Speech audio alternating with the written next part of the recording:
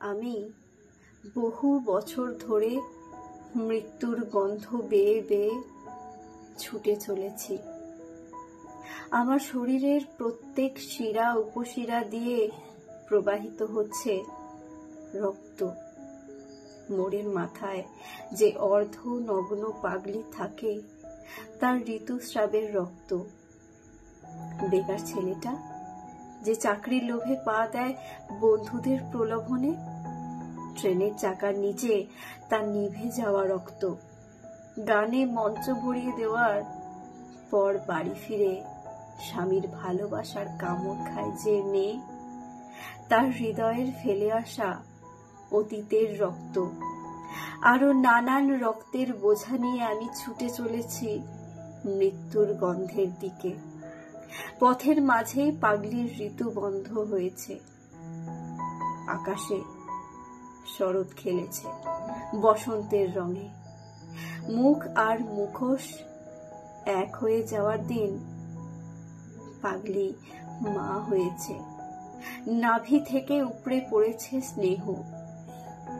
খোলা স্তনের ধুলো বালি রোগড়ে বেরিয়ে এসেছে অমৃত। পাগলির ঋতু শুরু হয়েছে। তার ছিন্ন নাভি ডাস্টবিনের পাতার চারপাশে ঘুরঘুর শুরু করেছে। আমার স্নায়ুতে প্রবেশ করেছে সেই এঁটো পাতা।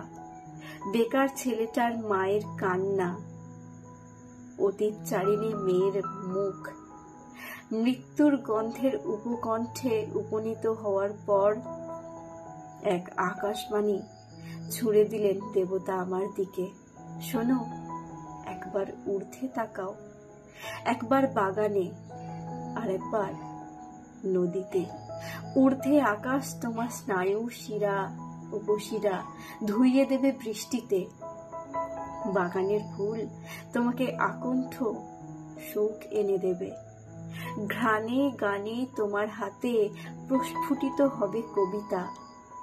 আর নদীকে দেখো, শুষ্ক তৃণ কেমন ভাসিয়ে নিয়ে ফেলে দূরে দূরে। এসো আমার ঘরের দিকে দেখি। সব সন্তান বেকার নয়, সব মা কাঁদে না, সব বৃদ্ধ বৃদ্ধাবাসে থাকে না, সব পাগলি রাস্তায় থাকে না, সব মঞ্চ আলো করা মেয়ে অতীত চারিণী হয় না, সব মৃত্যু দুর্গন্ধের হয় না। এক ধ্যানস্থ পর্বতের পাদদেশে বসে আমি মৃত্যুর মধ্যে বৃষ্টির গন্ধ নিচ্ছি। পাগলি বেকার মেয়ে মিলিয়ে যাচ্ছে আমার ঝর্ণার কবিতায়। আমার গা ঢেকে যাচ্ছে বরফ, ফুল আর শান্ত মৃত্যুতে। কলমে সুজান মিঠি, কণ্ঠে পূজা। ধন্যবাদ।